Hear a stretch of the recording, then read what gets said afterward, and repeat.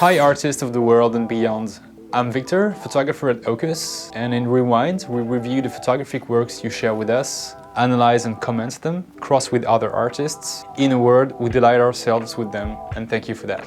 Movement Cam is an ongoing project of London-based photographer Dimitri Juric. He's been mainly working on the music scene, issuing We Break Strings, a book on alternative classical music with the label Non-Classical. Then he has extensively digged into concerts and art performances before working on Movement Cam, a series exploring choreography, the relation between dancers and the scene and the photographer.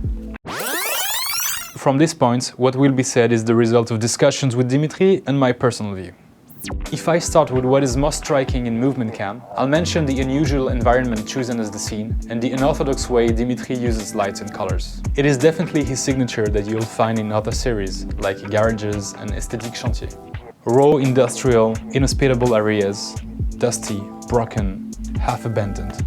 Bringing dancers here looks like an attempt to re-enchant those forgotten places, producing a dialogue between the grace of dancing and the rough environment. To emphasize it, Dimitri often uses a flash and is very keen on vivid colors and high contrast. The flash is also a subjective way to claim the photographer's presence. I'm here, on stage with you. You cannot ignore me. So let's see how it affects your moves and attitude. This experiment wasn't really prepared indeed. The idea was to witness the unpredictability of movement in a free and improvised performance.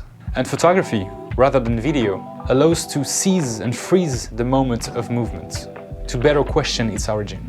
In some pictures, you can actually sense the beginning of a movement, or an aborted movement, or its preparation, or sometimes a vague movement, or just the idea of it.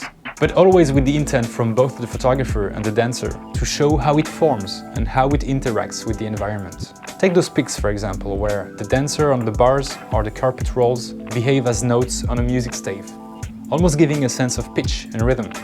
Or those ones where the dancer and the framing create a sense of weight.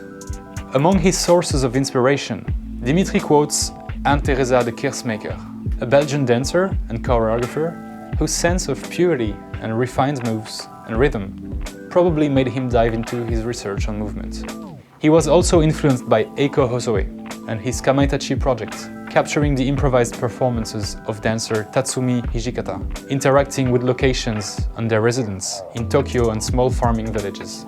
Movement Cam also reminds me of Pina, Wim Wenders' tribute movie to choreographer Pina Bausch. It's a series of some of her dance pieces, mostly shot in outdoor locations, sometimes even downtown, with the environment playing a major role in the aesthetics of the piece, exalting the dancer's moves.